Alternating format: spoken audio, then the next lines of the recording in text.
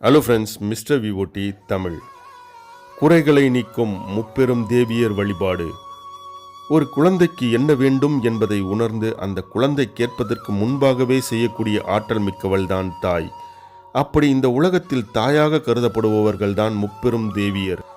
அப்படி முப்பெரும் தேவியரை எந்த முறையில் வழிபட்டால் வாழ்க்கையில் அனைத்து விதமான நன்மைகளும் கிடைக்கும் என்பதை இந்த ஆன்மீக பதிவில் காண்போம். துர்கை, லக்ஷ்மி, சரஸ்வதி இந்த 3 தெய்வங்களையும் நாம் முப்பெரும் தேவியர் என்று கூறுகின்றோம்.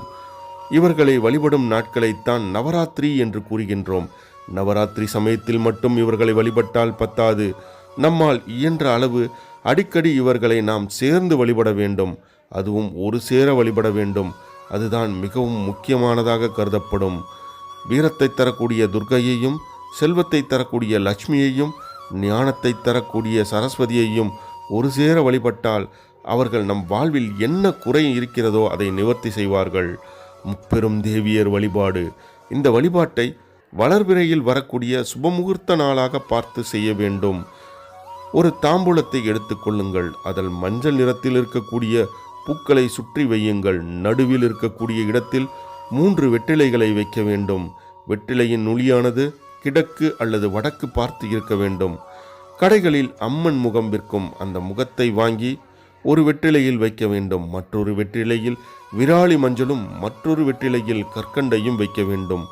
இப்பொழுது 3 வெற்றிலைகளையும் வைத்து விட்டோம். அதை சுற்றி மஞ்சள் நிற பூக்களையும் வைத்து விட்டோம். அகலில் நெய்விளக்கு தீபம் ஏற்றிக்கொள்ளுங்கள். ஒரு கிண்ணத்தில் தாம்பூலம், குங்குமத்தை வைத்துக் கொள்ளுங்கள். ஓம் தூம் துர்கையே போற்றி, ஓம் மகாலட்சுமியே போற்றி, ஓம் சரஸ்வதி தேவியே போற்றி என்று 108 முறை கூறி அம்மன் முகத்திற்கு முன்பாக குங்குமத்தால் அர்ச்சனை செய்ய, பிறகு கற்பூர தீபம் ஏற்றி ஆராதனை செய்ய வேண்டும். இப்படி தொடர்ந்து 9 நாட்கள் செய்ய வேண்டும்.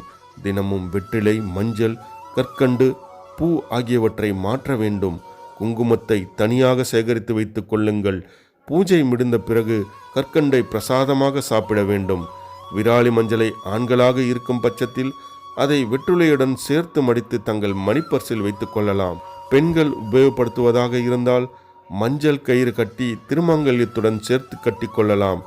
குங்குமத்தை நெற்றியில் தொடர்ந்து வைத்துக் கொள்ளுங்கள். இந்த வழிபாடை தொடர்ந்து 9 நாட்கள் செய்ய வேண்டும். 9 நாட்கள் முடிந்த பிறகு அம்மனின் முகத்தை அம்மன் படத்துடன் சேர்த்து வைத்துவிட வேண்டும். நம்பிக்கையுடன் யார் ஒருவர் முப்பெரும் தேவியர் வழிபாட்டை மேற்கொள்கிறார்களோ அவர்கள் வாழ்க்கையில் இருக்கக்கூடிய குறைகள் அனைத்தும் நீங்கி நிறைவான செல்வ வளமான வாழ்வை பெறுவார்கள்.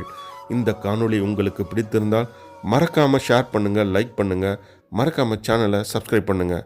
Thank you friends.